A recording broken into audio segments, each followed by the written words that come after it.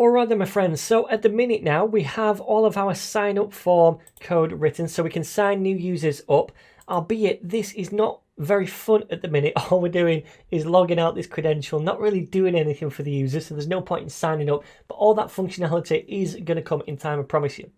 Anyway, now when we've signed up a new user, when we use this method, like I said, automatically Firebase logs us into the application. So in their eyes now, we're logged in and we get this auth token back, okay? So that says that we're logged in.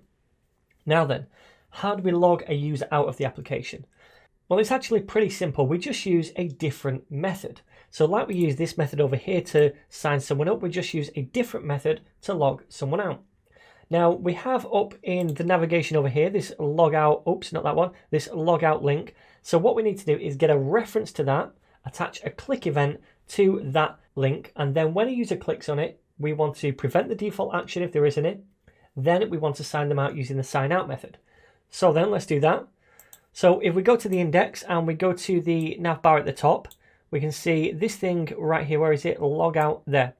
So this has an ID of logout. So we're going to use that to grab a reference to this anchor tag right here. So in auth.js, let's just neaten this up a little bit. I'm going to delete that console.log. We don't need that anymore. But down below, what I'm going to do is now a logout method. So underneath this, we'll say const logout is going to be equal to document.querySelector. And we're going to grab that logout ID, which is the link in the navbar. So logout. Okay, so we have that reference. We want to add an event listener to that. So logout, which is the constant we just created, .add event listener. And this event listener is just going to be a click event. So when someone clicks that link at the top, and then we're going to fire a callback function. We'll take in the event object by default, and we'll use that inside the arrow function so that we can prevent the default action.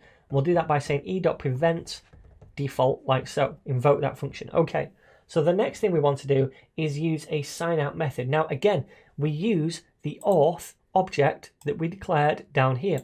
We set up a reference to the auth service and we use all the auth methods now on this auth constant. So then the way we do this is by grabbing that auth constant, then using a method called sign out, like so. That's all there is to it. We don't need to pass in a username or a password or an email. The user is already logged in and Firebase knows this user is logged in. So it's going to take that current user and it's going to log them out. Now, again, this is an asynchronous task. It has to communicate with the Firebase backend, go out and say, look, I want to log this user out. And then it returns some kind of response to us. So because this takes some time to do, it returns a promise. We can tack on the .then method, and inside here we can fire a callback function. This is going to be an arrow function. We don't need to take a response from the server this time. All I want to do is just log a little message to the console to say, look, this user has now logged out. Later on, what we'll be doing is when they log out, we're going to be hiding content from them. But right now, I just want to get the basics of this kind of login, log out, authentication flow going. So for now, we'll just log to the console a little message that says that the user has signed out. So console.log user signed out. Okay, that's all there is to it. So then let us now save this and test this out in a browser. So we're currently logged in, even though we don't see that token right here. We're logged in because we recently signed up in the last video. And when we signed up, it automatically logs us in. Okay.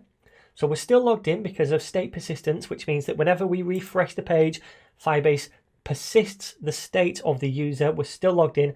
And now if I log out, then we can see this user signed out. And that was very quick, right? So it went to the server, signed us out, came back, and then we logged this message right here.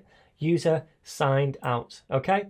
So although there's no change to the front end in what we see and what we do, and there's no real use to this logging in and logging out at the minute, at least we've got the basic flow sorted so that when we click sign up, we can sign up, and when we click log out, we're signing the new user out of the application. So now we've got those two sorted, let us look in the next video at logging in a current user. So the current user is mario@thenetninja.co.uk. We did that in the last video when we signed users up. So now we've logged out, let's look at how we log that user back in the very next tutorial.